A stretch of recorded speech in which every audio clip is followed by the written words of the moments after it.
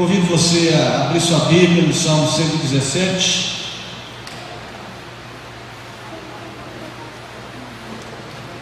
Você que pode, fique de pé.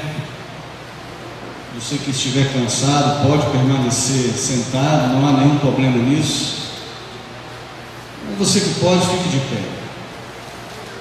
Nosso intuito aqui é de adorar ao Deus Todo-Poderoso, o Rei dos Reis, o Senhor dos Senhores, e Ele merece toda a honra, toda a glória, todo o nosso intuito, louvá-lo por tudo que nós somos, por tudo que nós podemos dar a Ele. Salmo 117, são apenas 2 versos, apenas 2 versos. Você que achou, diga amém. Amém. Amém. Eu convido você a ler juntamente comigo o texto. O título do texto diz assim: todos os povos devem louvar ao Senhor.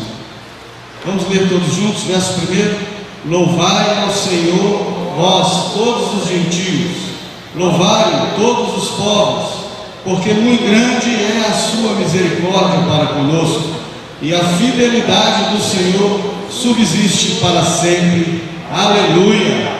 Diga aleluia. Aleluia. Glória a Deus, meus irmãos.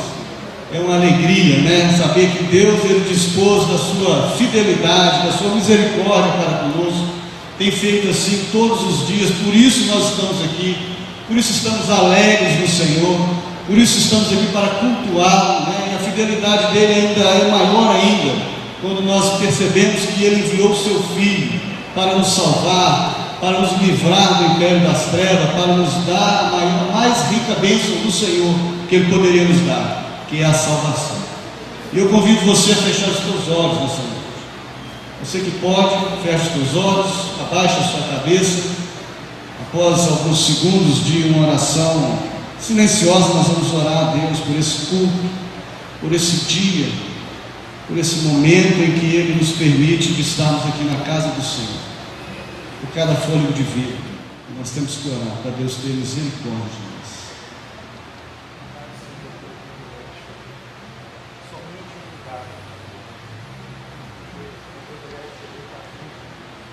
Pai querido, nós queremos te adorar nessa noite. Ó Deus, somos gratos, Senhor. Como a tua palavra diz, é um chamamento. Louvai, venham os gentios, venham todos os povos, venham todos que reconhecem o Senhor como Deus, venham, porque o momento é esse de te adorar. Nós estamos aqui para isso, para lhe dar o mais puro, simples e perfeito louvor dentro daquilo que nós podemos lhe dar. Ó Deus, a tua palavra diz que nós não sabemos orar como convém, mas o teu Espírito, o Espírito Santo intercede por nós. E somos gratos por isso, ó Deus, porque assim sabemos que temos um único acesso ao Senhor. Pai amado, abençoa a tua igreja, abençoe, ó Deus, aqueles que estão vindo para cultuar a Ti, que no caminho, ó Deus, eles possam ter todo o desembaraço, que eles possam chegar aqui alegres, em paz, felizes, ó Deus, porque estão vindo à casa do Senhor. Bendito seja o teu nome nessa noite, Deus. Obrigado por aqueles que estão aqui, ó Deus, com saúde, com alegria, ainda que na tristeza, ainda que na angústia, ainda, ó Deus, com momentos difíceis, ainda, ó Deus, com momentos alegres, mas estão aqui, Senhor. O Senhor os trouxe, aprove ao Senhor de incomodá-los, de fazer com que eles sentissem no coração, ó Deus, de vir à tua casa. Somos gratos por isso, ó Deus, nessa noite. Ó Deus, recebe o nosso louvor, recebe, ó Deus, a nossa oração, a nossa adoração a Ti, Pai, porque estamos aqui para adorar o Senhor, o Rei dos Reis, o Deus eterno, aquele, ó Deus, que tem nos guardado, tem movimentado todas as coisas em nosso favor. Por isso somos gratos. Somos gratos, Senhor, por termos um dia abençoado, por termos saúde, por termos levantado da cama, Deus, por termos o que comer, por termos, ó Deus, o que vestir, Senhor. E sabemos, ó Deus, que em todas as coisas o Senhor tem nos guardado, e a doença não tem chegado até nós, porque o Senhor tem nos preservado. Bendito seja o teu nome por isso. Ainda, Senhor, nesse momento, eu peço pelos enfermos da igreja. Ó Pai, de encontro aqueles que estão enfermos, que estão Deus, dê a ela boa reabilitação. Ó Deus, dê a ela, Senhor, sustento nesse momento de angústia. Sim, meu Pai. Ó Deus, que o Senhor possa vir, Deus, fazer com que ela tenha uma reabilitação, ó Deus, sadia, saudável, completa no Senhor. Te louvamos, ó Deus, porque sabemos que a cirurgia deu tudo certo. Agora, nesse momento de recuperação, ó Deus, visita ela, Senhor. Aquece o coração dela, fala com ela. Ó Deus, traga a saúde, afofa o leito dela. Ó Deus, traga a ela paz no coração, no espírito. E que em breve o Senhor venha permitir, ó Deus, que ela esteja conosco aqui, para a glória do teu nome. Abençoe, ó Deus, também a família, a nossa irmã Raquel, Maurílio. E hoje, ó Deus, teve o seu pai levado por ti.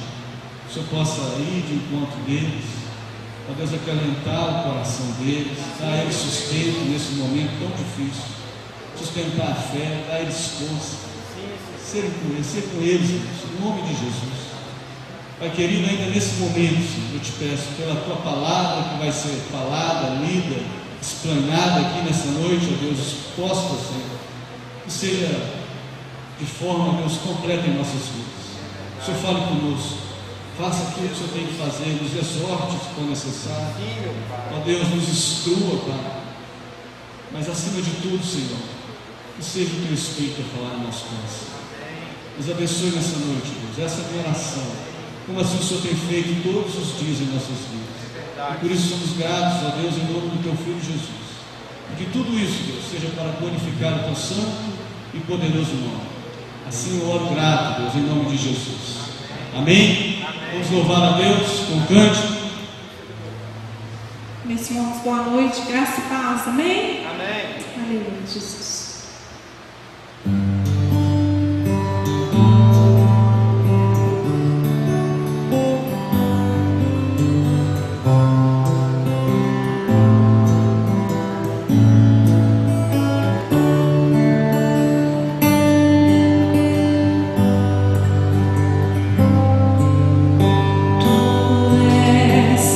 Senhor, ó Pai Celeste, fiel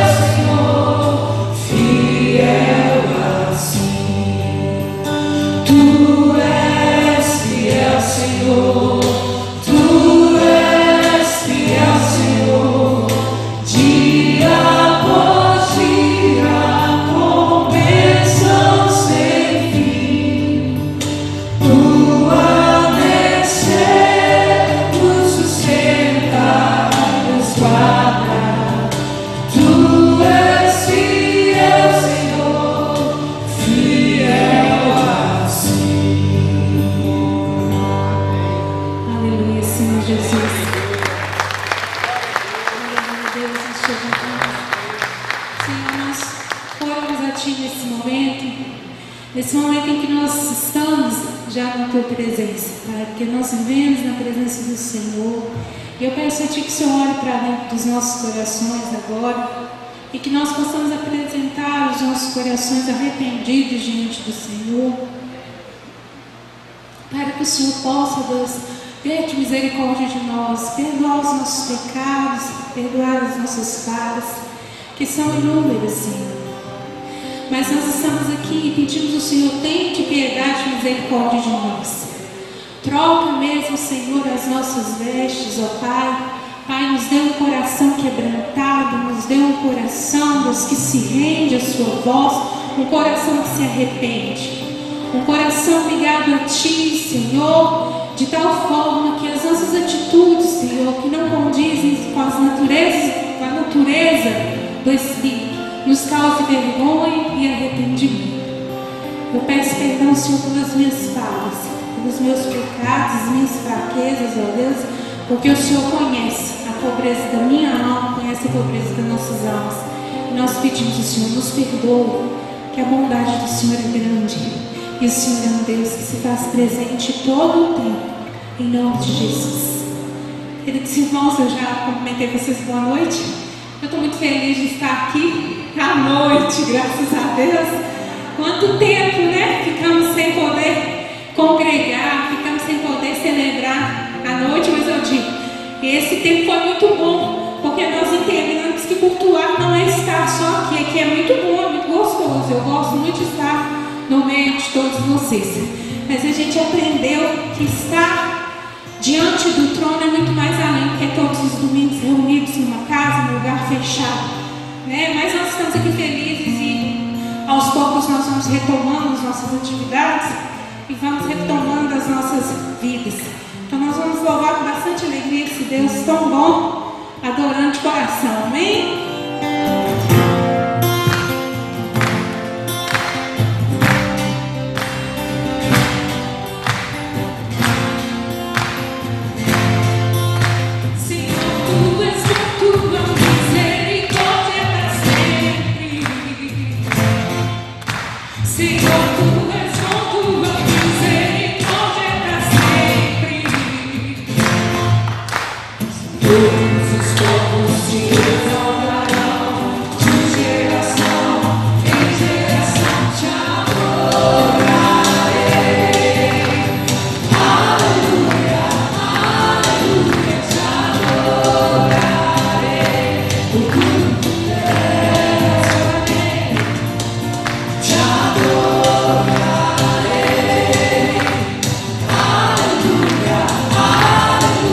Te adoro.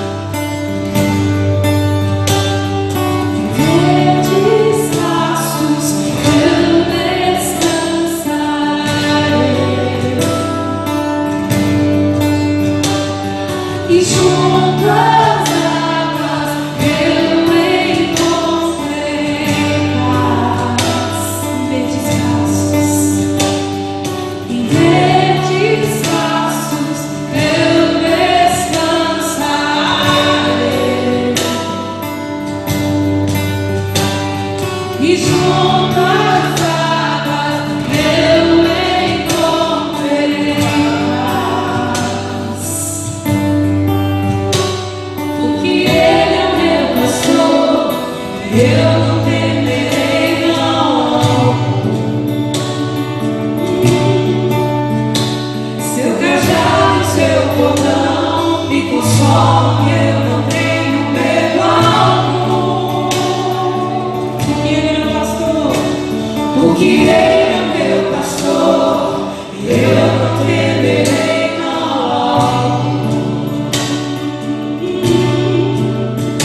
Seu cajado e seu cordão me consolam, e eu não tenho medo algum.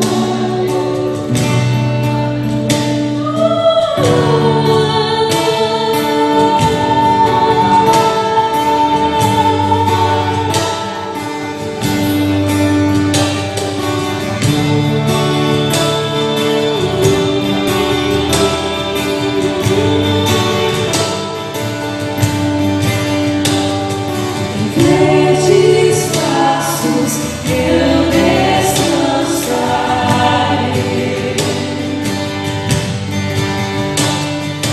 junto às águas eu encontrei paz. Em verdes pastos eu descansarei, e junto às águas eu encontrei paz. Porque Ele é meu pastor, eu não temerei, não. Seu cajado e seu cordão me consolam, eu não tenho medo algum. Porque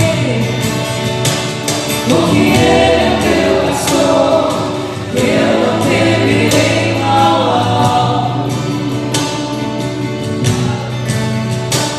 Seu cajado e seu cordão me consolam, eu não tenho medo algum.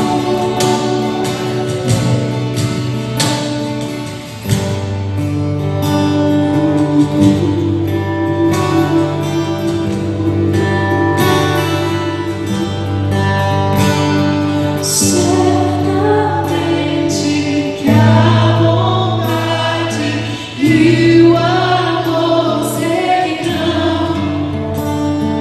Certamente que a bondade e o amor seguirão. Certamente que a bondade e o amor seguirão. Certamente que a bondade e o amor seguirão. Contigo fecho os olhos e sem medo eu irei. Tu és meu bom pastor, mesmo no vale confiarei.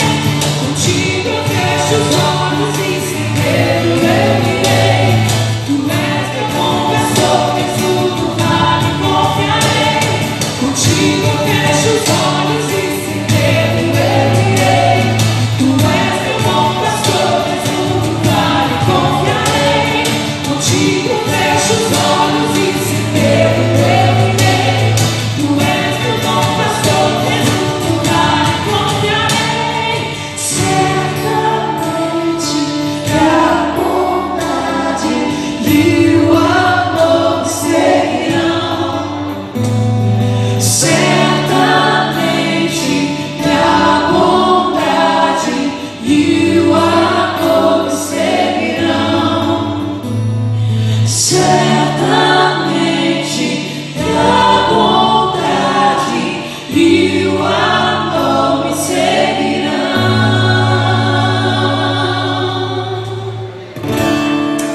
Vocês pensam nisso? Certamente que a bondade me seguirá. Meus irmãos, neste momento, nós iremos ler mais uma pergunta do nosso ciclo de fé.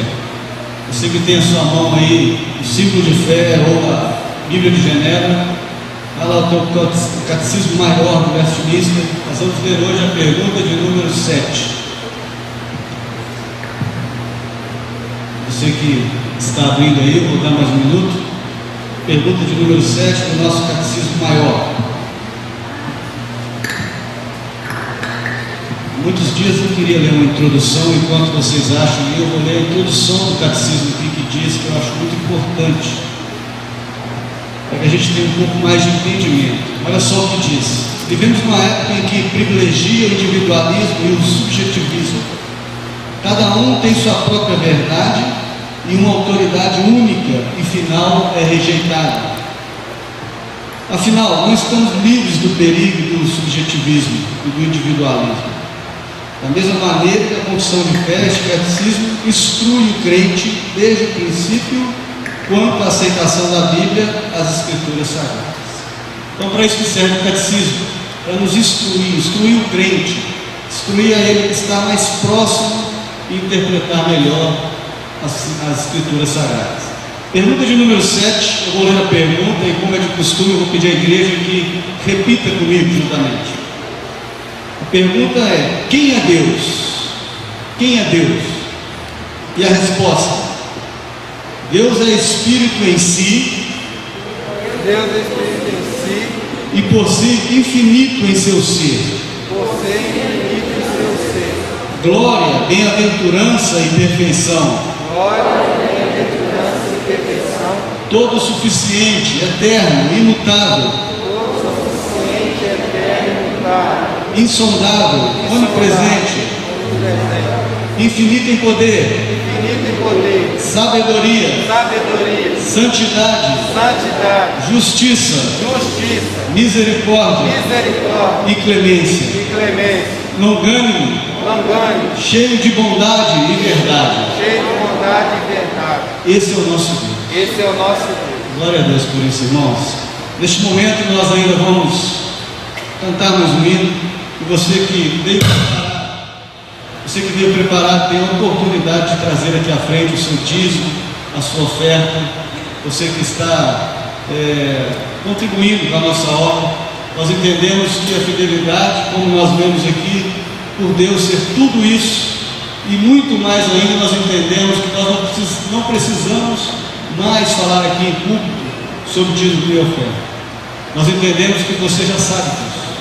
E por isso você tem a liberdade, durante o louvor, apresentar mais um hino, de vir à frente, trazer o seu dízimo e a sua oferta. Jesus, tu és maravilhoso, Senhor. Tu sondas e conhece nosso coração, Pai. O profundo, escondido, Senhor, que nós não revelamos para ninguém. Mas o Senhor conhece, Pai. E nós te adoramos, Senhor.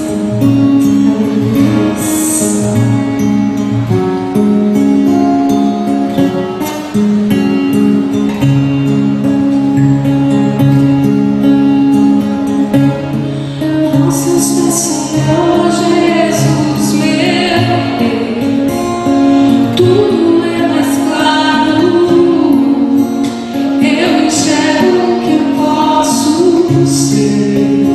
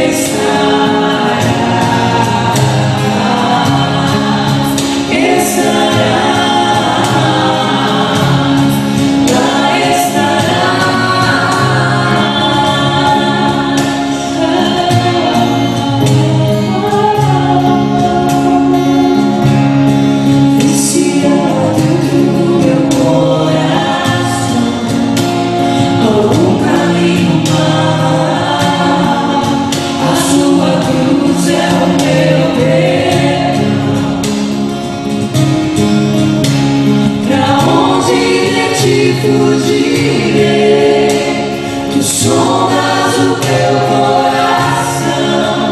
Se as mais altas montanhas escalar, se descer ao fundo do abismo, lá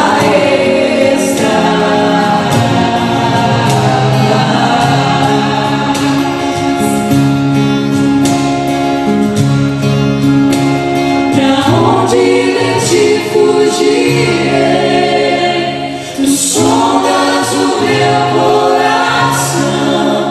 Se as mais altas montanhas escalar, se descer ao fundo do abismo, lá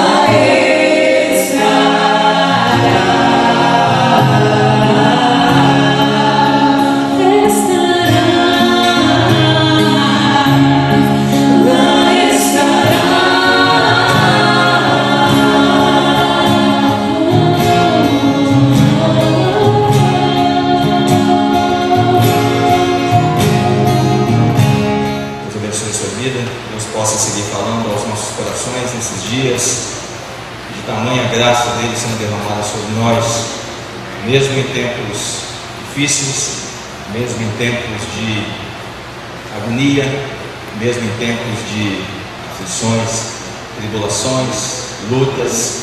Sabemos que Deus segue falando ao seu povo, sabemos que Deus segue alimentando o coração do seu povo, sabemos que Deus segue pastoreando o seu rebanho, e isso é muito bom. É muito bom nós estarmos juntos congregando, e agora nós já oramos a palavra do Senhor, nós já cantamos a palavra do Senhor, e agora vamos ler as Escrituras. Eu peço que você fique atento, eu peço que você não se disperse, não brinque com o seu celular, não é o momento de você ouvir nenhuma outra mensagem senão esta que Deus há de falar ao seu coração, na pessoa única do Espírito Santo. Amém? Abra sua Bíblia prontamente e mantenha aberta aí em Mateus, Evangelho de Mateus, capítulo 26. Hoje é culto de Santa Ceia do Senhor. Nós vamos falar, ministrar e caminhar em um texto muito conhecido, mas cremos que, como a palavra de Deus, ela se expande, o Espírito Santo há de falar muitas coisas aos nossos corações nesses textos. Mateus capítulo 26, nós vamos ler a porção das Escrituras do verso 36 ao 46. Fique de pé no seu lugar se você pode e já encontrou, porque nós vamos fazer uma leitura responsiva, ou seja, nós vamos ler cada um de nós, ou seja, eu vou ler os versos de números pares e vocês sucessivamente os versos de números ímpares. Então, começando no verso de número 36 do capítulo 26 de Mateus, diz assim as Escrituras, acompanhe comigo porque o verso 37 é para vocês. Verso 36, vamos lá. Em seguida foi Jesus com eles a um lugar chamado Getsêmani e disse a seus discípulos: assentai-vos aqui, enquanto eu vou ali orar. E levando consigo ele o rosto de Zebedeu, começou a entristecer e chorar. Então lhes disse: a minha alma está profundamente triste até a morte, ficai aqui e vigiai comigo. Ajoelhando-se um pouco, prostou-se sobre o seu rosto, orando e dizendo: meu Pai, se possível, passa-me deste cálice, todavia não seja como eu quero, assim como tu queres. E voltando para os discípulos, achou-os dormindo e disse a Pedro: então nem uma hora pudeste vós vigiar comigo? Vigiai e orai para que não deis tentação. O espírito não tentar estar bom, mas a carne é fraca. Tornando a retirar-se, orou de novo, dizendo: meu Pai, se não é possível passar de mim esse cálice sem que eu o beba, faça-se a tua vontade. E voltando, achou-os outra vez dormindo, porque seus olhos estavam pesados. Deixando-os novamente, foi orar pela terceira vez, repetindo as mesmas palavras. Então olhou para os discípulos e disse: ainda dormes e repousais, eis que é chegada a hora, e o Filho do Homem assim entregue nas mãos dos pecadores. Levantai-vos, vamos, Eis que o traidor se aproxima. Feche seus olhos, mantenha sua Bíblia aberta e vamos orar. Senhor, agradecidos somos pela Tua palavra, pelo privilégio de ouvir a Tua palavra, pelo privilégio de estarmos aqui nessa noite para poder, juntos como igreja, cantar a Tua palavra, orar a Tua palavra e agora, Deus, ser ministrado pela pessoa única do Espírito Santo. Eu peço ao Teu Espírito Santo, Deus, que esteja aplicando essa palavra a cada momento em nossos corações. Tira tudo que vem atrapalhar, todo impedimento, ó Deus, nos nossos ouvidos, nos nossos corações, para que não chegue essa palavra ao nosso coração. Tira tudo isso, Deus, em nome de Jesus, e que possamos estar atentos àquilo que o Senhor deseja falar aos nossos corações. Estamos falando aqui, Deus, da agonia de Jesus no Getsemane.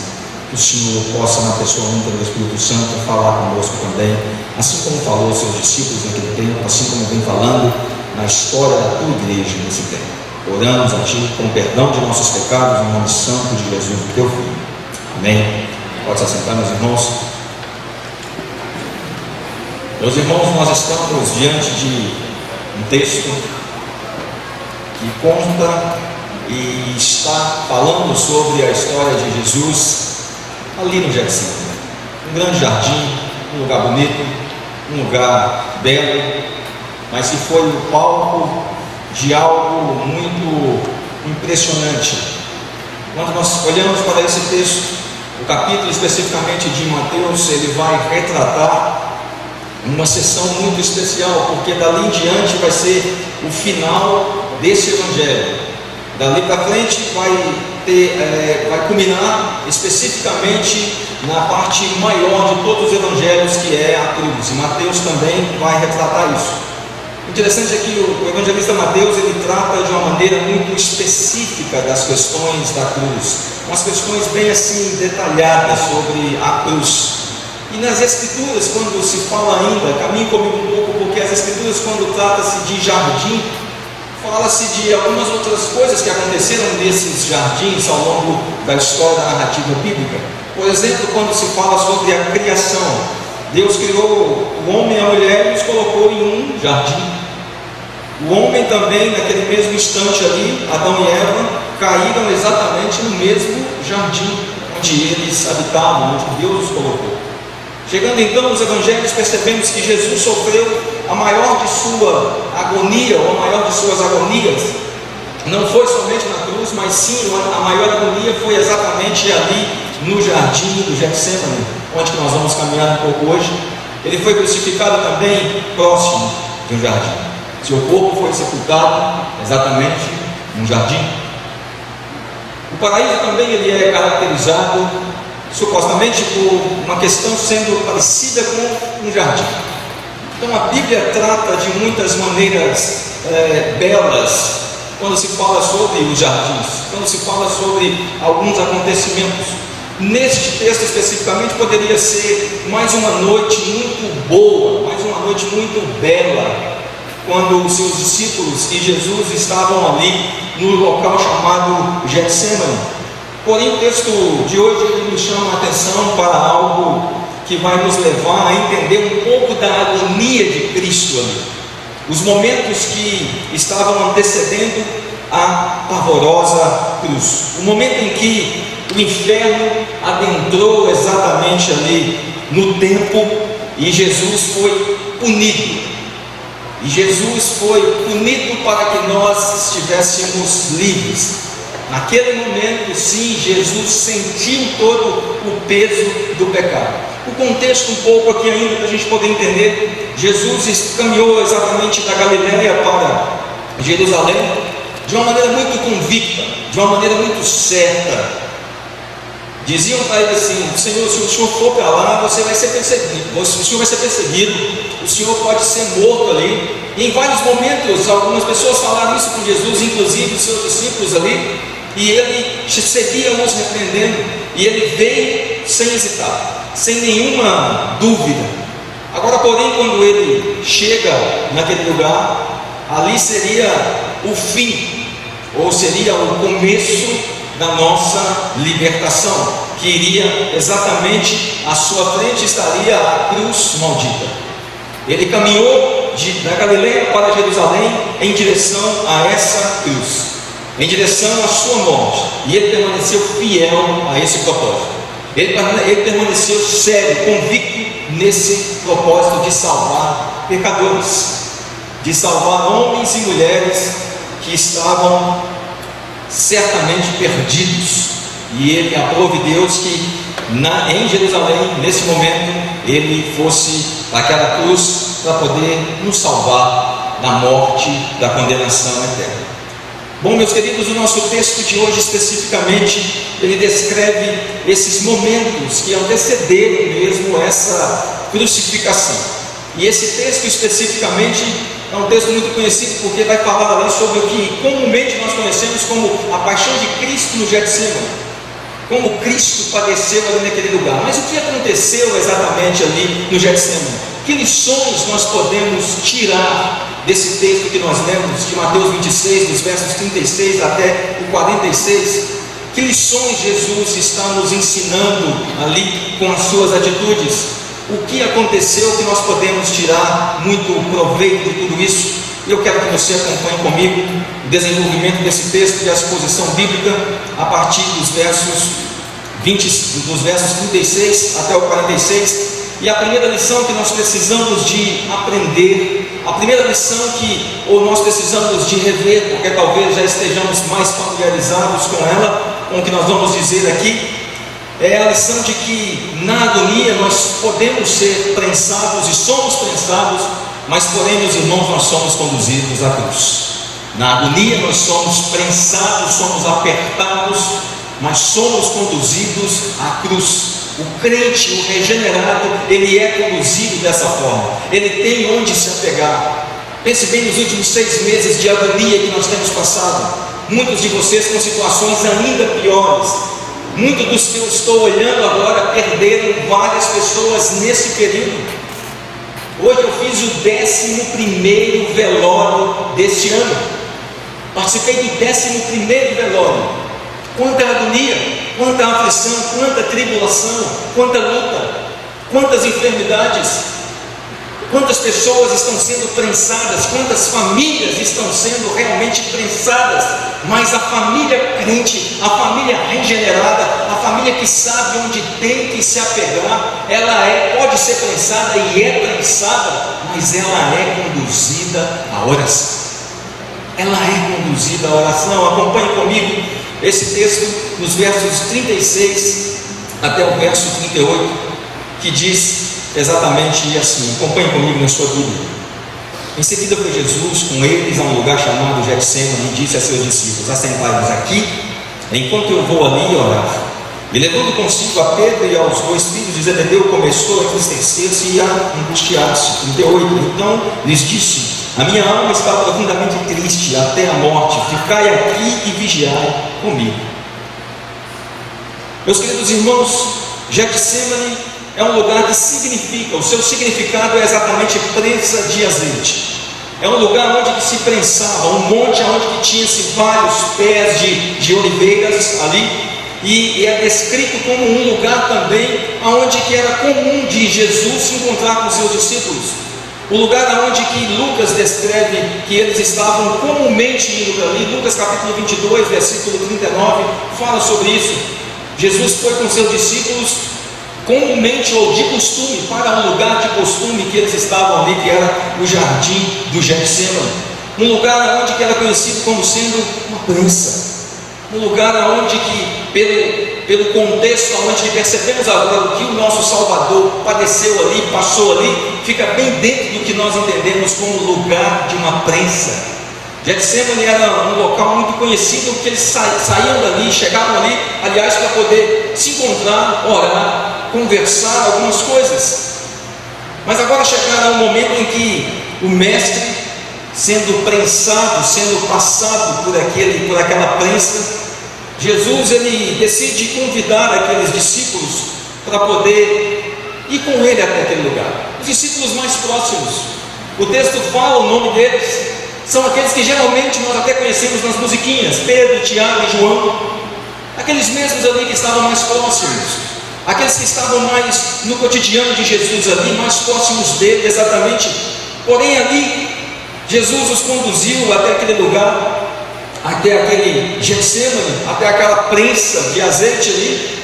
Porém, Jesus fala com eles algo interessante no verso 36: os conduz até a porta, mas não os deixa entrar.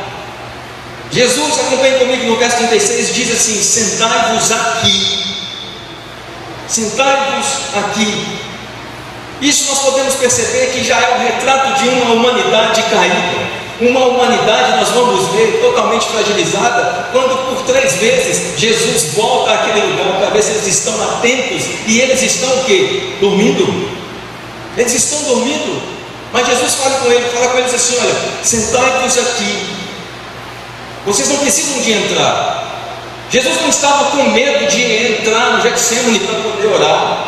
Jesus não necessitava da presença daqueles homens para poder segurar os seus braços, para poder segurar a sua pasta, para poder limpar o suor de sangue que ele estava prestes a cair ali do seu rosto.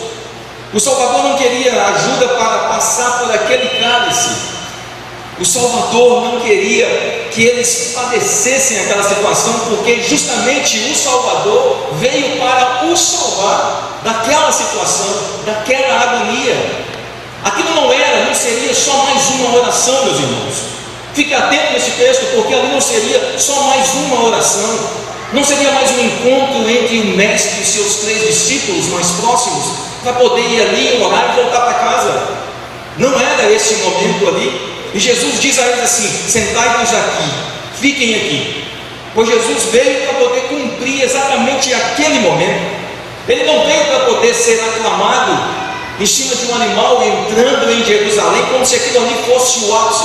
Ele não veio para poder pegar uma espada e conduzir um povo a uma libertação política. Ele não veio para isso. Ele não veio para aquele momento onde ele seria aclamado. Muito pelo contrário. A sua glória, a sua comida, a sua bebida era fazer a vontade do Pai que estava nos céus.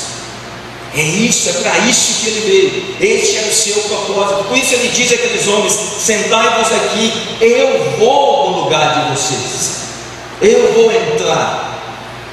Ali começava exatamente o momento da crucificação, o momento em que Jesus estava já se colocando no lugar daqueles homens e da humanidade que eles estavam representando ali. Jesus estava começando a padecer, o lugar onde que ele encontraria exatamente com Deus, ele e Deus.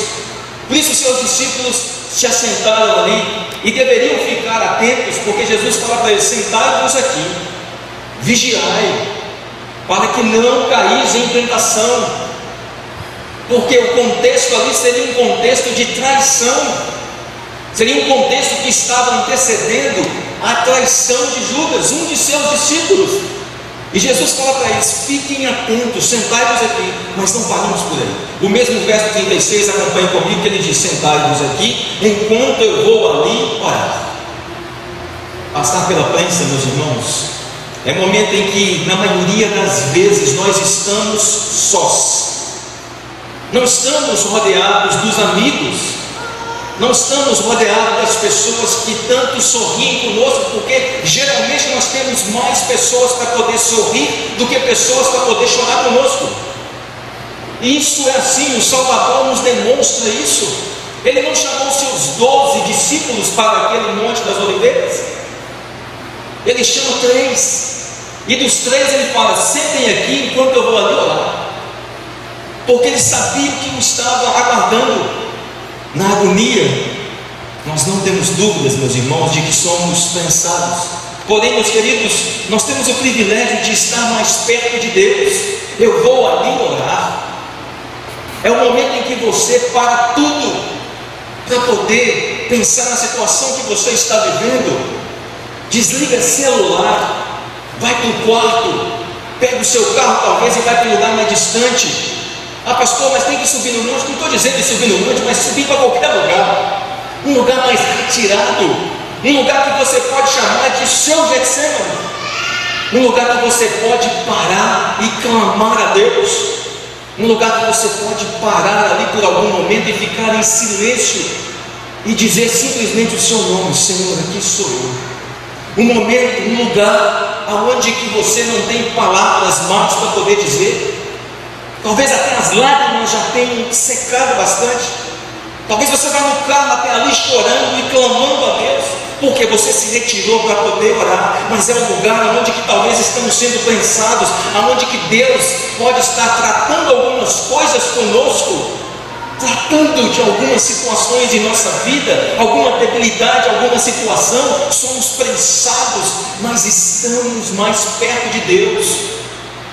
Somos prensados pelas mãos de Deus, somos conduzidos pelas mãos de Deus.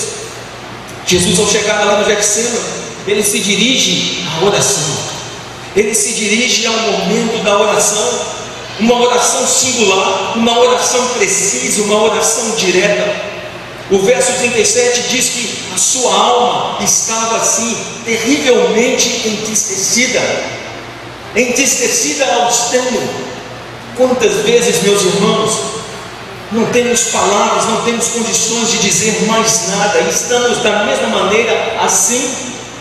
Grandes lições como essas nos aguardam quando olhamos para textos como estes. Acompanhe comigo o verso 38, que ainda diz: então lhes disse, a minha alma está triste até a morte, ficai aqui e vigiai. Meus queridos, na agonia nós somos prensados, mas somos conduzidos a momentos como esses. A agonia na alma de Jesus, que ele experimentou ali, ela é descrita como triste até a morte. Triste, terrivelmente triste. Ele ordenou aos seus discípulos, aqueles que estavam ali com ele, que vigiassem com ele, que ficassem ali de prontidão. Isto é, que eles pudessem emprestar a ele, pelo menos a sua presença ali de fora. Quantas vezes nós procuramos numa lista grande dos nossos contatos, em algum momento de agonia, e passamos as pessoas, passamos, pessoas que nós mandamos tantas mensagens de bom dia, boa tarde, Deus te abençoe, e tudo, e agora você procura ali para poder talvez passar esse momento com você. Que bom se nós encontrarmos 3, mas às vezes não encontramos, meus irmãos, porque Deus às vezes deseja tratar conosco algumas coisas bem pessoais, coisas que nós falamos somente para Deus. Jesus não falou: Deus, Pai, aparta de mim esse cara, se possível. Ele não falou com os seus discípulos: olha, eu vou fazer essa oração aqui, vamos ver se Deus vai me ouvir. Não, ele falou: fiquem aqui, vigiai, para que não caia em tentação, que eu vou ali orar, porque a minha alma está terrivelmente triste. E assim ele começa a sua oração, ele se retira daquele lugar ali para poder orar. Meus queridos, aqui cabe uma reflexão. Em tempos assim de profunda agonia, nós devemos nos dirigir ao Getsemane, nós devemos nos dirigir a este lugar, nós devemos nos dirigir para aquilo que nos aguarda diante de Deus. Pastor, mas é uma prensa, Deus vai me dar uma dura, Deus vai me pegar, vai me dar uma moída. Mas é Deus, meu irmão, não sou eu que vou fazer isso com você, não é um outro irmão que vai fazer isso com você, é o próprio Deus, que talvez está nos pegando e nos dando uma balançada, querendo nos ouvir, querendo que a nossa voz chegue até os ouvidos dele. Senhor, a agonia está desse jeito, ela tem nome, ela é dessa forma e dessa forma. Getsemane é um lugar onde nós podemos estar isolados de todos, mas nos braços de Deus, em profunda oração, momentos em que somos realmente prensados, mas choramos no lugar certo, nos braços de Deus, nos braços do Pai, clamando por aquele que tudo pode. Deus, eu já procurei de tudo, as minhas forças se esgotaram, eu não sei mais o que fazer, eu não sei mais o que dizer, eu não sei mais a quem procurar. Clame por aquele que tudo pode, clame por aquele que está realmente de braços abertos para poder te receber. para poder falar ao seu coração, para poder ministrar ao seu coração. Aqui ainda cabe algumas perguntas. Será que temos frequentado o Getsemane, meus irmãos? Se estamos frequentando, o quanto temos frequentado esse jardim de oração? O quanto temos parado um pouco a nossa vida para poder nos encaminhar a um jardim de oração? Fazemos às vezes, colocamos tantas prioridades em tantas coisas, mas não colocamos às vezes o jardim de oração, um momento em que paramos tudo para poder degustar um pouco mais da palavra de Deus e do Deus da palavra. Meus queridos, o quanto temos feito isso? A oração é o melhor remédio prático, é o melhor remédio prático para podermos usar nos tempos de angústia, nos tempos de tribulação, nos tempos de lutas. As tribulações, elas são um cálice, e nós vamos entender o porquê. As tribulações, elas são um cálice que nós, enquanto pecadores, ainda que somos aqui nessa terra, não temos como fugir delas. Jesus disse isso: no mundo tereis aflições. Tereis aflições, é fato, é determinante, é imperativo que nós teríamos aflições. E como temos tido aflições, meus irmãos? Eu estou diante de pessoas aqui que estão com familiares internados. O presbítero Luciano orou aqui agora pela Raquel, pela Delza, que fez uma cirurgia de 9 horas. A Raquel perdeu o pai ontem, foi sepultado hoje. Nós temos a Mariana que está com o pai dela sendo transplantado. Nós temos a Luísa que passou por uma outra cirurgia. Nós temos vários irmãos que perderam irmãos amados, queridos. Várias e várias tribulações. Aí quando olhamos para o texto de Tiago, ele diz assim: é bom passares por várias tribulações, porque as tribulações, as aflições, elas vão produzir em vocês algumas coisas. Elas vão produzir em vocês algumas coisas importantes para a sua própria edificação, porque somos conduzidos a lugares como esse, meus irmãos. João capítulo 5, versículo 7 diz assim: o homem nasce para o enfado, como as faíscas das brasas voam para cima.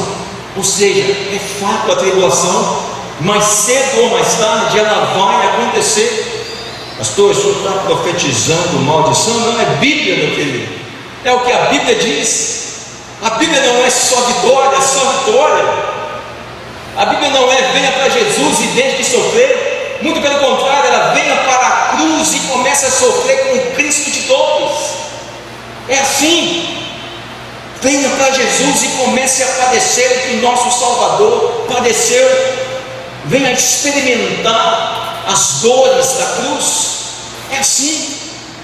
Essa é a vida do crente. Essa é a vida daquele que é regenerado. Nós somos seres vulneráveis, meus irmãos. Somos seres que estão falidos com relação à nossa vida. Não temos controle sobre ela. Nunca tivemos, nunca teremos. Somente Deus controla nossas vidas. Tantas coisas nos trazem aflições, como corpo, mente, questões físicas, questões mentais, familiares, amigos, família, todos. Essas são algumas das situações, das portas que se abrem por onde vem a tribulação, por onde vem as lutas. Fazemos parte exatamente do que Isaías capítulo 53, versículo 3 diz, quando fala do Salvador. Era desprezado e o mais rejeitado entre os homens, homem de dores e experimentado nos trabalhos, e como um de quem os homens escondiam o rosto, era desprezado e não fizemos caso nenhum dele. Nós servimos a esse Cristo. A nossa vida não tem como ser só de soluções. Virão tribulações em cima de tribulações. O bom é saber, meus queridos irmãos, que Deus providencia o escape, amém? O bom é saber que Deus providencia o escape. Jesus nos ensina aqui ainda, meus queridos irmãos, que através da oração, guarde bem isso, através da oração, nós devemos levar a Deus o que nós estamos sentindo. Preste bem atenção na oração de Jesus: Pai, se for possível, aparta de mim esse cálice. Jesus falou isso. Quantas vezes nós estamos com algumas coisas dentro do nosso coração, não queremos falar, não queremos compartilhar. Deus sabe o que eu vou dizer, mas Ele quer ouvir você falar. Ele quer ouvir sair dos seus lábios: Senhor, é isso que está acontecendo, é desta e desta maneira.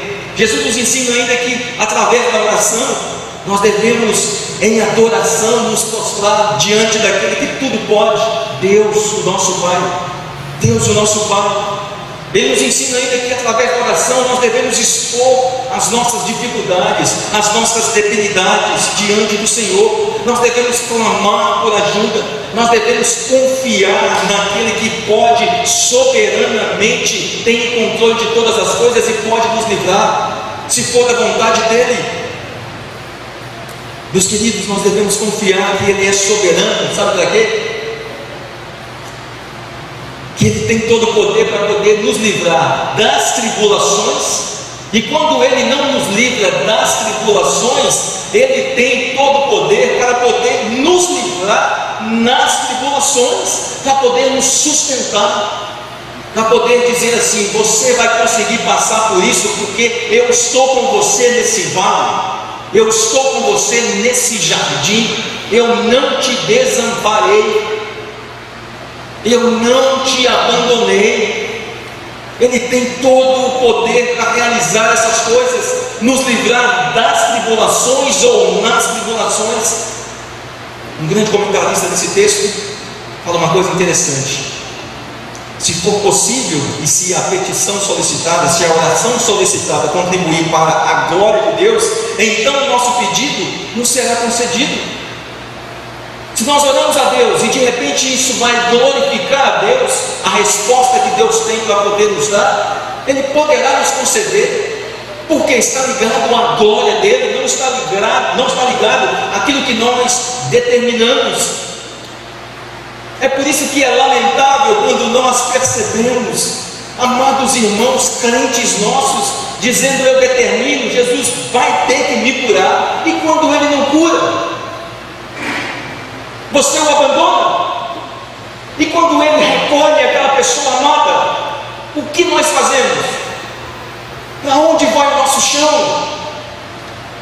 Entender a soberania de Deus, entender a graça de Deus, é saber assim: Deus está me levando para esse jardim do Getsemane para poder me imprensar também, mas eu estou nas suas mãos. Assim como foi com Jó, assim como foi com José, exatamente lá naquela cisterna, assim como foi Daniel na cova dos leões, assim como foi o próprio Daniel também dentro daquela fornalha. Assim é também a minha vida, a sua vida diante de Deus, quando nós entendemos quem é Deus e nas mãos de quem nós estamos. E na mão de quem nós estamos. Deus não perdeu o controle absolutamente de nada, meus irmãos. Se a resposta da oração que Deus tem para poder nos dar, glorificar ao nome dEle, Ele poderá nos conceder, porque o fim dEle é um só: glorificar a Ele mesmo, usar a nossa vida para a glória dEle, e não para o nosso benefício, e não para a nossa glorificação. Pastor, onde que está isso na Bíblia? Abra comigo 2 Coríntios capítulo 12. Só para a gente se conectar um pouco e entender. 2 Coríntios capítulo 12, versos 7 a 9.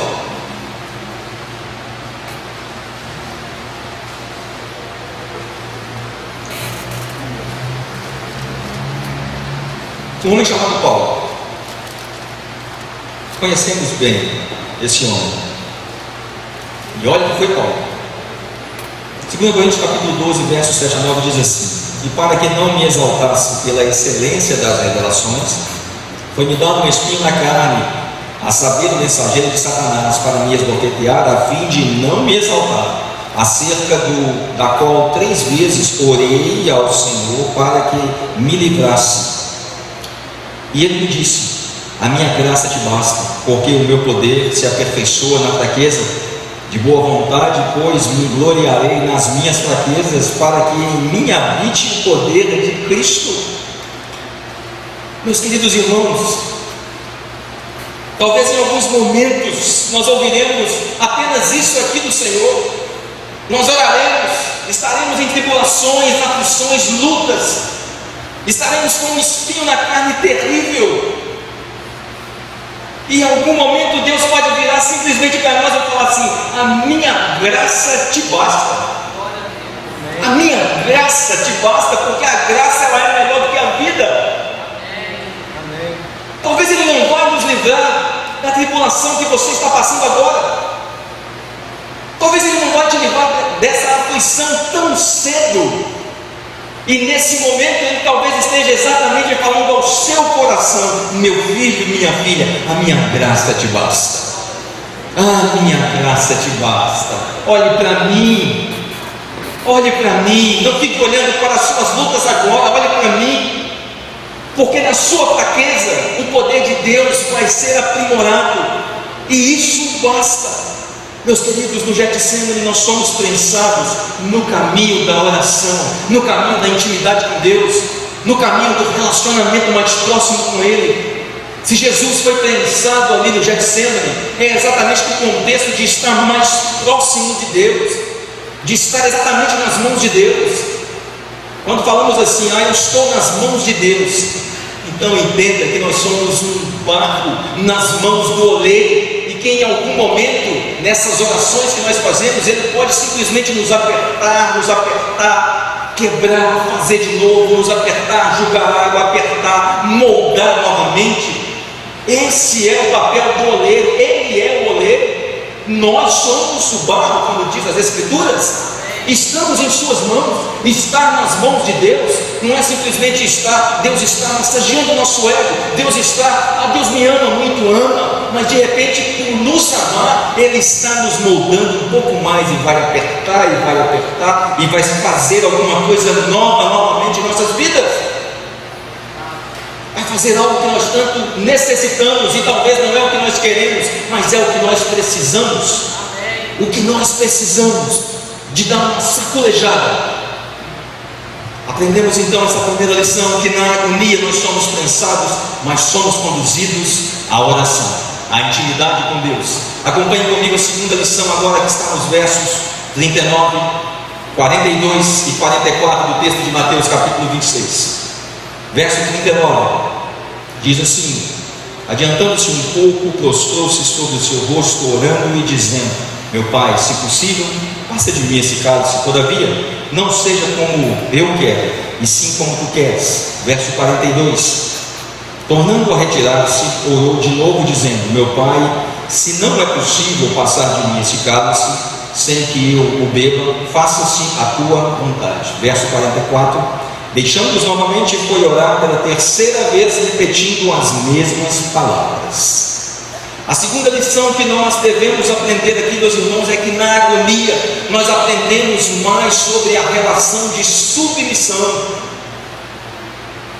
Nós aprendemos mais, e Jesus está nos ensinando aqui na condição de sendo Deus, mas usando o seu momento de humanidade. Ele chega para o Pai e fala isso: se for possível, aparta de mim esse cálice, mas contudo, cumpra-se a tua vontade, cumpra-se o teu querer. Jesus, meus queridos, Ele nos ensina que essa relação com o Pai deve ser uma relação de submissão. Sabe que tipo de relação é essa? É uma relação onde que existe um Senhor, os demais todos são servos.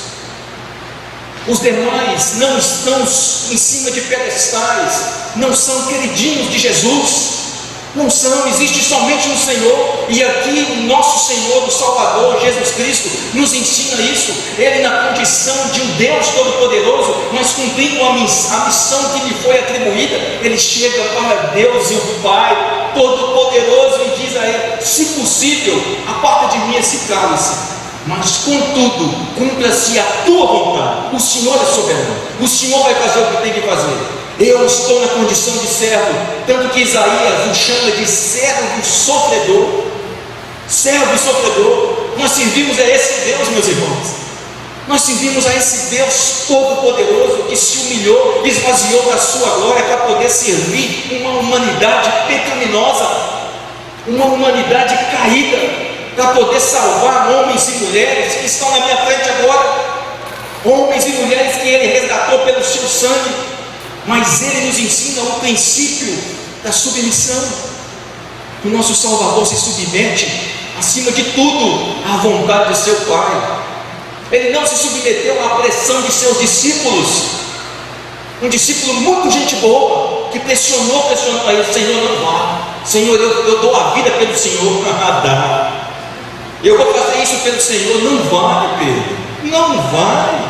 Ô tempestade do temperamento. Não vai. Você vai ser o primeiro a me negar. Que isso, Senhor? Vai, Pedro. Esse é você. Esse é você. Então não fiquem me dizendo para eu não ir. Arreda de mim, Satanás. Ele não se dobrou, Jesus não se dobrou à pressão das pessoas que estavam ao seu redor. Jesus não se dobrou aos fariseus. Ele não se dobrou às perguntas dos fariseus. Tanto que pouco para frente aqui, depois que eles prendem a Jesus, ele vai dizer assim: eu estava no templo com vocês, por que vocês vieram me prender aqui? Por que não me prenderam lá? Jesus não se dobrou, meus irmãos, guarde bem essa frase. Jesus não se dobrou nem com a sua convivência com o traidor, Judas. Tanto que nós vamos perceber no restante do texto, ou um pouco mais para frente aqui no seu contexto, quando esse Judas chega e dá um beijo em Jesus para poder identificá-lo, ele ainda diz uma coisa bem interessante para ele. Fala assim: amigo, a que vens? O que você quer, amigo? Ele não teve medo em momento algum. Nesses textos, meus irmãos, até aqui no 39, 42 e 44, ele começa dizendo no 39: se possível, isso é, se for moralmente possível, consistente, porém, com a tua vontade. Com a tua vontade, se for possível. Talvez alguém pode pensar assim: pastor, mas isso não implica um conflito entre a Trindade? Muito pelo contrário, meus irmãos. Aqui nós percebemos vividamente, claramente, como Cristo, na sua humanidade, se submeteu voluntariamente, se rendeu à sua vontade e à vontade de Deus o Pai, completamente, para poder nos mostrar: olha, existe um princípio da relação de submissão, mesmo na agonia, ou inclusive em momentos de agonia, nós precisamos de nos submeter. E aqui, meus irmãos, não está dizendo, não é um princípio de submissão para você se submeter a mim como pastor dessa igreja, se submeter a uma autoridade de presbíteros, diáconos e pastores de igrejas atrás de púlpitos. Não, aqui ele está falando sobre uma relação íntima de nós com Deus, de Deus com Deus, de Cristo com Deus. Ele diz: se possível, passa de mim esse cálice. No verso 39 ainda, aqui está a chave para nós podermos compreender um pouco mais sobre o Cristo na sua identidade com relação ao cálice, identificar que cálice é esse, que cálice é esse que ele está falando aqui. Embora qualquer ser humano trema diante da morte, quando nós olhamos para a história dos mártires da igreja, percebemos que depois da morte de Jesus, vários mártires da igreja, a começar de Estevão, ali sendo apedrejado, e assim sucessivamente vários outros, eles jamais tiveram medo da crucificação, da morte, de situações cruéis. Muito pelo contrário, quando olhamos a história dos mártires da igreja, percebemos homens e mulheres sendo crucificados, sendo esquartejados, glorificando a Deus. E aqui, meus irmãos, quando eu me deparei com essa parte do texto e com esse comentário, eu falei: até que ponto eu estou disposto a ser crucificado, esquartejado, morto, decapitado pelo Evangelho? Até que ponto eu não vou também sucumbir? Até que ponto eu também não vou dormir? Até que ponto eu não estou dormindo? Meus queridos, ele diz: se possível, parte de mim esse cálice. É imperativo a gente poder dizer que Cristo, meus irmãos, ele não temeu a morte prematura ali, ele não temeu a cruz, ele não temeu a via crucis, ele não temeu conversar com os fariseus, conversar com os doutores da lei, diante do Sinédrio. Em nenhum momento ele não teve medo das chicotadas, das chibatadas, em momento algum. Quando olhamos para o texto de João capítulo 18, versículo 11, olha o que diz: mas Jesus disse a Pedro: mete a espada na bainha, não beberei porventura o cálice que o Pai me deu? Pedro, quando Jesus estava sendo preso, e aqui o Evangelho de João está citando isso, o gente boa do Pedro pega uma espada e vai cortar a orelha daquele que estava o prendendo ali, do soldado, e Jesus fala com ele: para com isso, não adianta pegar a espada, quem pega na espada vai morrer por ela também. Eu vim para poder cumprir isso aqui. Você acha que eu não vou passar e vou beber o cálice que meu Pai está me concedendo? Aqui está a conotação, o significado exatamente desse cálice, que Jesus diz: isso está vindo de Deus. A palavra cálice, meus irmãos, foi usada figurativamente nas Escrituras, ou é usada figurativamente nas Escrituras, como duas formas, ou duas coisas. Primeiro, no Salmo 23:5 diz assim: preparas para mim uma mesa perante a presença dos meus adversários ou inimigos, unges a minha cabeça com óleo e o meu cálice transborda. Isso aqui é no sentido de bênção, no sentido de bênção. Deus está me abençoando, está abençoando o seu povo, enquanto o sumo pastor, que diz ali no Salmo 23, abençoando o seu povo, abençoando a sua igreja, no sentido de abençoar. Esse é o cálice da bênção, o cálice que abençoa. Outra forma de cálice nas Escrituras é o cálice da ira de Deus. É o cálice quando Deus está irado. Isso está no Salmo, por exemplo, 75, versículo 8, que diz assim: porque na mão do Senhor há um cálice, cujo vinho é tinto, está cheio de mistura, e dá a beber dele, mas as escórias dele, todos os ímpios da terra a sorverão e beberão. Todos os ímpios da terra.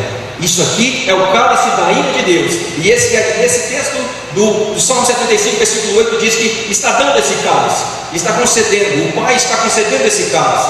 Portanto, meus queridos, a explicação mais satisfatória para o cálice que Jesus menciona aqui, com relação àquele momento que ele estaria para poder viver, é o cálice que estava sendo oferecido a ele por Deus. Era Deus que estava falando. Por isso que ele vai em direção a Deus e pergunta, e fala assim a sua oração: Deus, Pai, se for possível, aparta de mim esse cálice, mas contudo que se cumpra a tua vontade, porque estava vindo de Deus, estava vindo do próprio Deus. Aprofundando um pouco mais essa questão ainda, nós vamos perceber que esse momento vai lembrar a cada um de nós aquele terrível grito de Jesus na cruz, quando ele diz: Deus meu, por que me abandonaste? É o momento em que Deus derrama sobre ele toda a ira que ele tinha contra as nossas vidas. Tudo aquilo que Deus começou no Getsemane foi culminar lá na cruz, quando Deus derrama sobre Cristo toda a punição que estava reservada para nós, toda a punição com relação aos nossos pecados, e às vezes nós negligenciamos e não compreendemos ou não queremos entender, achamos que foi fácil em alguns momentos. Meus queridos, nós precisamos entender ainda no verso 39, ele diz aí: não seja como eu quero, sim como tu queres. Submissão completa, absoluta. Por 3 vezes ele repete essa oração, por 3 vezes ele fala sobre isso. Ele diz: cumpra-se a tua vontade, não seja como eu quero. E a oração foi entendida nesse sentido, exatamente dessa forma. Nos versos 42 e 44, Jesus ele reitera isso, ele intensifica essa oração, ele intensifica esse momento dessa aflição, dessa agonia que ele estava passando, ou que ele deveria passar. Ele diz: se possível, passa de mim, contudo, cumpra-se a tua vontade, cumpra-se o teu querer. Querida igreja, meus queridos irmãos, nessa noite, a maioria de nós devemos entender algumas coisas. Nós gostamos às vezes de fazer as coisas assim, da nossa própria maneira. Não queremos às vezes nos submeter, desejamos muito mais, somos ignorantes a respeito daquilo que é melhor para nós, daquilo que realmente necessitamos enquanto crentes em Jesus. Somos incapazes de escolher por nós mesmos aquele mal que nós não queremos fazer, esse que nós fazemos, como diz o apóstolo Paulo. O bem que nós precisamos fazer, às vezes não fazemos, por causa da intenção do pecado dentro do nosso coração, e somos levados dessa maneira. Mas, queridos irmãos, nós somos incapazes de escolher o que é melhor para nós mesmos, somos incapazes. A perfeita submissão, ela não vem em dias doces, ela vem geralmente em dias amargos. Hoje, no velório do pai da Raquel, eu não o conhecia, e estivemos ali, lá no bairro Tijuco, depois de Neves ali. Fomos lá e ele tinha 6 filhos, sendo a Raquel e mais 3 também, 3 moças, mais um rapaz lindo também. E ali eu conheci a história de um homem. Não é uma história de um homem crente, não é um homem regenerado, mas as suas filhas eram, seus filhos eram. E eu percebi como que aqueles meninos ali, homens e mulheres casados já, aprenderam bastante sobre essa questão da submissão com relação ao seu pai. Porque uma das irmãs virou e disse: olha, meu pai me ensinou o caminho do perdão, o caminho do amor, o caminho de perdoar e o caminho de amar. Eu aprendi com meu pai essas coisas, eu aprendi a conviver com ele dessa maneira. Meus queridos irmãos, a vontade do regenerado em Cristo, ela deve estar sujeita à vontade de Deus, sujeita à vontade de Cristo. Não é o que nós queremos. Como nós queríamos não estar passando por algumas situações difíceis, os nascidos de novo revelam atitudes de novas criaturas, atitudes regeneradas, porque nós estamos sujeitos à vontade do Pai. E aqui cabem algumas perguntas. Até que ponto, meus queridos irmãos, nós podemos suportar humilhações em silêncio? Até que ponto nós conseguimos suportar uma afronta que vem no WhatsApp, numa rede social, com o nosso nome, contra o nosso tão bondoso nome, contra a nossa reputação ilibada? Até que ponto nós podemos tolerar frustrações, desapontamentos e lutas? Até que ponto nós podemos suportar essas coisas? Até que ponto nós entregamos os nossos planos nas mãos de Deus sem murmurar? Deus, eu quero fazer isso, mas acima de tudo que se cumpra a tua vontade. Até que ponto nós temos coragem de fazer orações como a que Jesus fez? E falar: se for possível, aparta de mim, mas acima de tudo que se cumpra a tua vontade. Até que ponto nós entregamos os nossos planos todos na mão de Deus? Até que ponto nós podemos orar: Deus deu a vida, Deus tirou, bendito seja o nome do Senhor. E a vontade do Senhor? Será que ela é realmente boa, perfeita e agradável? Quando esta vontade vem contra a nossa vontade, até que ponto ela é boa, perfeita e agradável para nós? Quantas vezes, meus irmãos, nos sentimos magoados com Deus por algumas situações?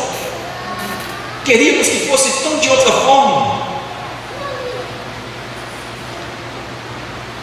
Meus queridos, nós não podemos medir o que nós sentimos para poder definir a nossa submissão. Não podemos medir. Jesus nos ensina aqui, nessa parte do texto, que a verdadeira submissão ao Pai, ela coloca o crente no pó. Ele é o servo, nós somos o servo. Nós estamos na condição de servo e seremos servos até o dia que Ele vier nos buscar. Não temos condições de acrescentar 1 milímetro dentro dessa servidão. Então aqui Jesus nos ensina que a verdadeira submissão ao Pai, ela coloca o crente no pó, coloca o crente no seu lugar. A verdadeira submissão, ela tem ainda como sendo Deus o soberano. A verdadeira submissão, guarde bem aí, ela não retira Deus do trono. Ah, Deus, eu deveria ter feito isso, eu deveria ter soltado a Barrabás, eu deveria ter matado a fulano de tal. Quantos marginais estão aí, estão fazendo isso, estão fazendo aquilo, isso não mata ninguém, vai matar fulano aqui. A verdadeira submissão coloca Deus no trono dele. Não fica tentando: Deus, vou te tirar daí porque eu tenho que estar no controle. Por quê? Porque eu sou pai, eu sou mãe, eu sou fulano de tal, eu sou pastor. Então a minha oração é uma oração diferente, é uma oração de servo, é aquele servo que fica tentando impor as coisas a Deus. Mas a verdadeira submissão coloca Deus no trono. A verdadeira submissão nos leva, sabe para onde, meus irmãos? Para o caminho da cruz, para o caminho das chibatadas, para o caminho da via crucis, para o caminho de caminhar mais uma milha, para o caminho de estar com a cruz nas costas e cair e ser apedrejado, e ser cuspido, e tomar bofetadas, e ter os cravos cravados nas nossas mãos. A verdadeira submissão nos remete a esses momentos que estavam reservados para nós. Isso é a verdadeira submissão. Então, a primeira lição que nós aprendemos: na agonia nós somos prensados, mas somos conduzidos à oração. A segunda lição que nós aprendemos nesse texto é que na agonia nós aprendemos mais da relação de submissão ao nosso Deus. E a última lição que nós aprendemos nesse texto, acompanhe comigo os versos 45 e 46, que dizem assim: então voltou para os seus discípulos e disse-lhes: ainda dormis e repousais? Eis que é chegada a hora e o Filho do Homem está sendo entregue nas mãos de pecadores. Levantai-vos, vamos, eis que é chegado aquele que me trai.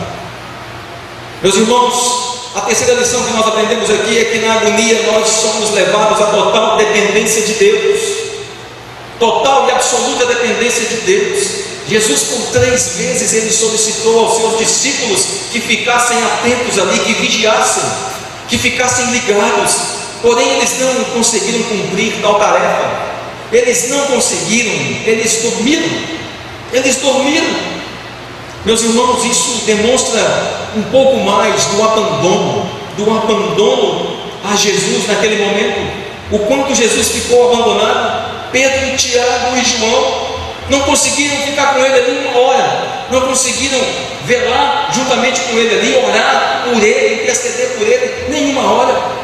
Os seus discípulos não conseguiram fazer isso naquele Monte das Oliveiras, os discípulos mais próximos dele, mais próximos. E isso nos remete a alguns pensamentos, meus irmãos. Os apóstolos aqui, aqueles citados na maioria das vezes próximos de Jesus, não conseguiam ficar próximos do Mestre naquele momento de luta, mas naquele momento eles simplesmente dormiram. O texto diz que os seus olhos ficaram pesados. Os seus olhos ficaram pesados. Isso mostra que nós somos bem frágeis, verdadeiramente dependentes. Observem comigo os versos ainda 40 e 41. Olha o que diz esses versos: voltando para os discípulos, achou-os dormindo e disse a Pedro: assim nenhuma hora pudestes vigiar comigo? Vigiai e orai para que não entreis em tentação. O espírito na verdade está pronto, mas a carne é fraca. Em nenhuma hora vocês puderam vigiar. Meus irmãos, precisa ficar claro aqui uma coisa ainda: Jesus ele não estava pedindo por seguranças.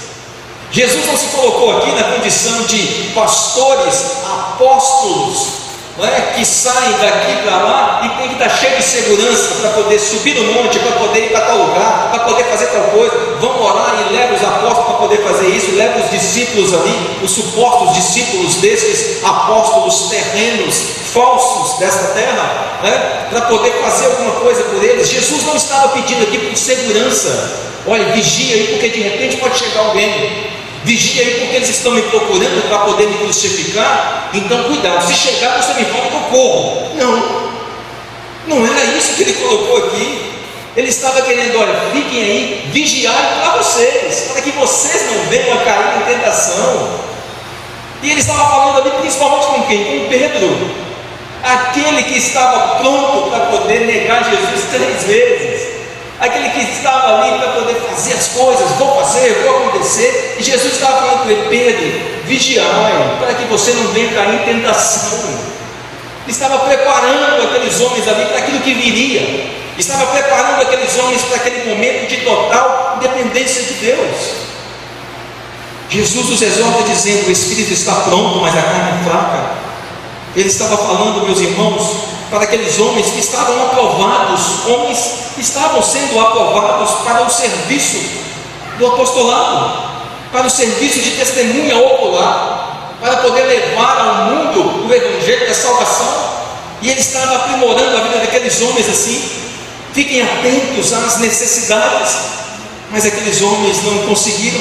Olha o que diz o verso 5, o verso 45: ainda dormis. Ou seja, Jesus foi e voltou, eles ainda estavam dormindo. E ele diz: ainda dormis. Existe um ponto nisso aí. Provavelmente não foi nenhuma ironia do Salvador aqui, de Jesus, de falar para eles assim: estão dormindo. Não, ele sabia que eles estavam dormindo, os encontrou dormindo, mas Jesus estava querendo dizer, meus irmãos, no sentido de que eles perderam a oportunidade de serem úteis diante da crise que o Salvador estava passando. E aqui, meus queridos irmãos, a palavra-chave é oportunidade. Hoje pela manhã, quando nós, o presbítero Paulo, meu irmão, o presbítero Paulo me ligou falando sobre, olha, o pai da Raquel faleceu, pastor, e eu vou lá. E ele me fez a pergunta assim: o senhor vai? Eu falei: é claro que eu vou. É claro que eu vou. Porque nessas horas nós sabemos que às vezes você vai só para poder ficar perto. Só para ficar perto. Se você pode, vai. Falei para o Vanderlei, o pai dele lá de São, como é que chama lá o lugar? Cabelinho de Mantena? Isso. Fui lá, dei um abraço nele. Quando fiquei sabendo, enquanto ele estava aqui, falei: estou indo aí. Ele falou: pastor, estou indo viajar. Eu falei: espera um pouco, passarei. Dei um abraço nele e perguntei a ele: pastor Vanderlei, você quer que eu vá com você lá, meu irmão? Ele falou: não, pastor, não precisa não, porque meu irmão vai dirigindo. Eu falei assim: eu faço questão, se você precisar, eu estou aqui. Não, pastor, não precisa não, o carro nem cabe, tudo. Meu irmão, mas eu estou aqui. Porque, meus irmãos, sabe o que acontece? São oportunidades que nós temos, oportunidades de servir as pessoas no tempo da crise, no tempo da luta. Mas eu vou gastar gasolina, eu vou fazer isso e tudo, eu vou gastar o meu tempo. A gente pensa assim: eu vou gastar o meu tempo e tudo, mas na verdade Deus está te dando a oportunidade de ser útil, de você não dormir, de você participar daquela dependência de Deus que a pessoa está vivendo. De repente Deus está usando você para poder abençoar a vida do outro. Aqueles discípulos perderam essa oportunidade de estar com o Salvador, tempo para poder servir os outros. Como isso é fundamental, meus irmãos, em tempos de agonia, em tempos de lutas, em tempos de tribulações. Mas nós temos que entender também uma coisa, meus queridos irmãos: assim como aqueles discípulos, nós também podemos dormir. Também nós podemos dormir, por muitas questões, por várias situações. E Jesus prossegue para o fim, no verso 46, ele diz assim: levantai-vos, vamos. Interessante que se parássemos por aqui, quando Jesus fala esse último verso, o versículo 46, poderíamos dizer que Jesus está assim preocupado com o que estaria por acontecer, não é? Mas ele não para, ele não termina o verso 46 somente do levantai-vos, vamos. Ele segue dizendo o restante do verso, que fala da seguinte forma: levantai-vos, eis que o traidor se aproxima. Eis que o traidor se aproxima.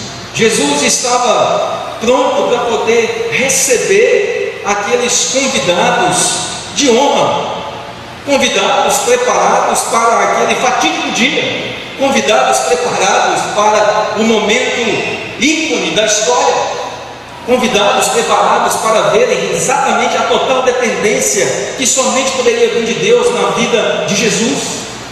Ele não se levantou e não chamou seus discípulos para poder fugir. O momento não era para poder fugir de homens maus. Ele veio para aquilo, e aquele grande momento havia chegado, e aquele grande dia havia chegado, e ele fala: levantem, porque nós temos que receber convidados ilustres de Judas. Vamos receber aquele que me trai. Acompanhe comigo agora os versos, meus irmãos. Eu sei que a sua Bíblia está aberta, verso 47 até o 50, só para a gente finalizar, que diz assim: depois que Jesus fala isso, levantai-vos, vamos, eis que o traidor se aproxima, ele diz assim: falava ele ainda, Jesus, e eis que chegou Judas, um dos 12, e com ele grande turma, com espadas e porretes, vinda para das partes principais dos sacerdotes e dos anciãos do povo. Ora, o traidor lhes tinha dado este sinal: aquele a quem eu beijar é este, e prendei-o. E logo aproximando-se de Jesus, lhe disse: salve, mestre, e o beijou. Jesus, porém, lhe disse: amigo, para que vieste? Nisto, aproximando-se, eles deitaram as mãos em Jesus e o prenderam. Jesus não correu, Jesus foi ao encontro daqueles convidados ilustres. Ele foi ao encontro da cruz. Ele não deixou que os seus discípulos desembainhassem as espadas para poder defender, muito pelo contrário, esse cálice era dele, como dissemos atrás. Mas ele foi e enfrentou aquela situação, e ele convida os seus discípulos para poder participar daquela situação. Então, se vendo o que nós vamos enfrentar agora, o traidor, chegou o grande dia, chegou o grande momento. Meus irmãos, isso é uma total dependência de Deus, de saber que Deus é soberano, Deus está no controle de todas as coisas. Eu conversava com a Delza na quinta-feira, antes da cirurgia, que seria na sexta, e foi. Nós oramos muito, e as palavras que nós temos para dar para nossos irmãos nesse momento é: meu irmão, entenda que Deus é soberano, entenda que Deus é soberano. E ela chorava e falava: pastor, eu sei, mas eu estou com medo, estou com medo, porque nós somos humanos. E ali nós nos abraçamos e choramos diante de Deus e falamos: Deus, nós sabemos que o Senhor é soberano e nós dependemos do Senhor. Se o Senhor não fizer, ninguém fará. Se o Senhor puder trazer a cura, glorificará o teu nome. Se o Senhor não puder trazer a cura, glorificará o teu nome também. Isso é a soberania de Deus, isso é a dependência de Deus. Meus queridos irmãos, mesmo diante de uma intensa agonia, nós precisamos e podemos tirar muitas lições. Em algumas situações como essas, fisicamente, nós não teremos com quem contar, estaremos sozinhos. Porque o texto acaba dizendo um pouco mais para frente que os seus discípulos, quando viram que Jesus foi preso, o que eles fizeram? Fugiram, principalmente Pedro. Foi o primeiro a fugir e depois ficar olhando de longe para poder se cumprir as escrituras ainda, e chegaram para ele: você estava com ele? Não estava não. Aí passando mais um pouco: você estava com ele? Você parece com ele? Não parece não, engano seu. Você parece com ele? Não. E o galo caiu. Ei, beleza. Primeiro a fugir foi ele. Mais uma vez percebemos aqui a dependência que Jesus tinha exclusivamente de seu Pai. Principalmente, meus irmãos, diante de uma soberana vontade de Deus, nós precisamos de ser dependentes. Precisamos de entender o que é essa dependência de Deus, essa soberania de Deus. E nesses momentos talvez pensemos que não temos onde nos apoiar, com quem contar. Quem é que vai me ajudar? Então, meu querido, eu convido você a correr para o Getsemane. Corra para o Getsemane, porque ali é lugar não somente de agonia, não é um lugar somente de tristeza, de pranto, mas é um local onde que nós não estamos abandonados por Deus, não somos abandonados por Deus em momento algum, estamos nos braços dele. É ali que nós podemos ouvir a voz mansa de Deus, como o som de muitas águas. Não corra para nenhum outro lugar senão para a presença de Deus. E eu concluo, meus irmãos, com algo óbvio com relação a isso. Amada igreja de Jesus, as lições que nós aprendemos, que Jesus nos ensina aqui nesse texto de hoje, é que nessa agonia, se de repente você está sendo prensado de alguma maneira, corra para a oração, meu querido. Corra para a oração. A outra lição é que na agonia, aprenda um pouco mais sobre se submeter à vontade de Deus, se submeter àquilo que Deus tem para poder realizar. Pastor, mas eu não sei o que é. Se submeta. Deus vai falar exclusivamente com você, Deus vai falar exclusivamente ao seu coração. Na agonia, meus irmãos, nós somos levados a essa dependência. A nossa confissão de fé fala algo interessante quando fala de Cristo mediador, que ele padeceu imediatamente em sua alma, os seus mais cruéis tormentos, em seu corpo, os mais penosos sofrimentos, foi crucificado e morreu, foi sepultado e ficou sob o poder da morte, mas não conheceu a corrupção. No terceiro dia ressuscitou dos mortos, subiu ao céu, onde está sentado à destra de Deus Pai. Meus queridos irmãos, assim como Cristo, nós somos cordeiros da mesma graça. Nós padecemos com Ele lutas, tribulações, dores, mas também seremos ressuscitados naquele grande dia com Ele. Então, não tenha medo, não tenha medo das tribulações da vida, das lutas, das angústias, das agonias, porque com Cristo nós também teremos a certeza da vitória.